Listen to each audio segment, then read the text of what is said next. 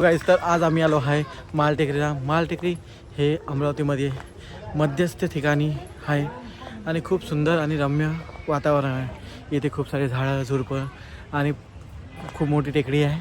तुम्ही पण नक्की या. मी तुम्हाला दाखवतो पहिले कशी आहे तुम्ही बघा. हे माझ्या सराउंडिंगमध्ये सर्वजण आहे.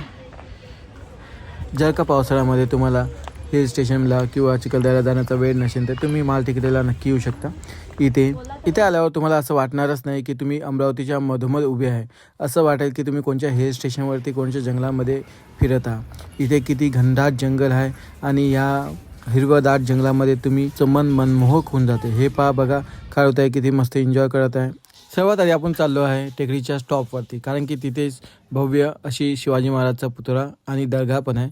तिथे पूर्ण शिवाजी महाराजांचा इतिहास आपल्याला कोरलेला दिसतो. ती पण एक पाहण्यालायकीची जागा आहे. तर आपण सर्वात पहिले आपण शिवाजी महाराजांचे दर्शन घेऊ, दर्ग्यामध्ये जाऊ.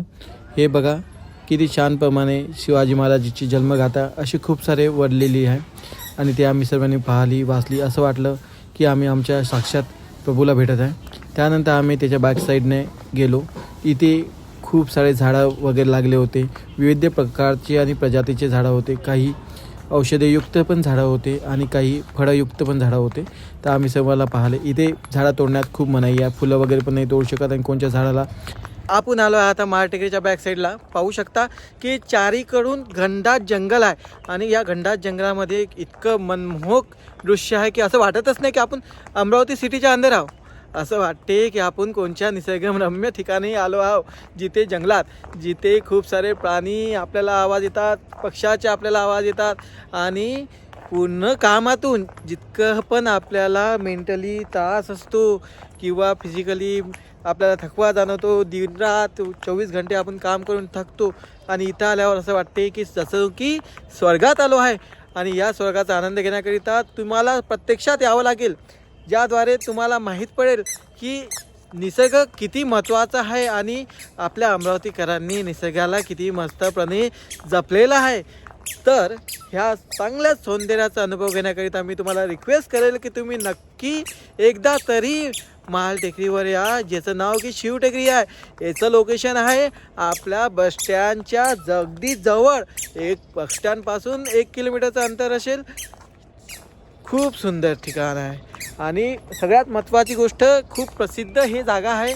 मी, दीपिका आणि शौर्य आलं आहे. शौर्य तर आपल्या लहान लहान चिमुकल्या पावलांनी चालत आहे आणि या निसर्गाचा आनंद घेत आहे.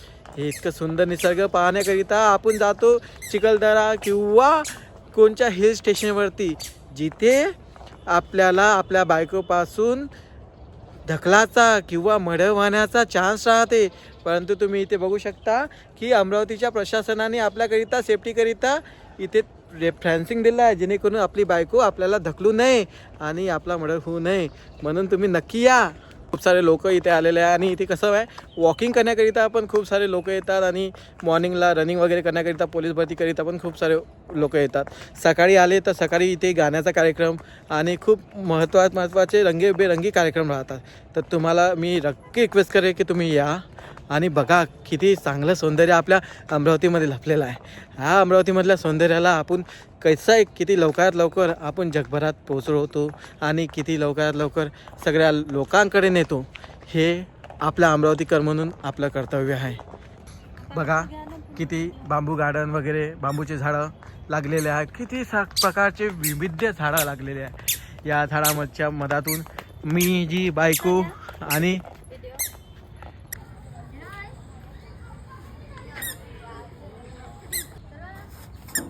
अशा मस्ताने करू.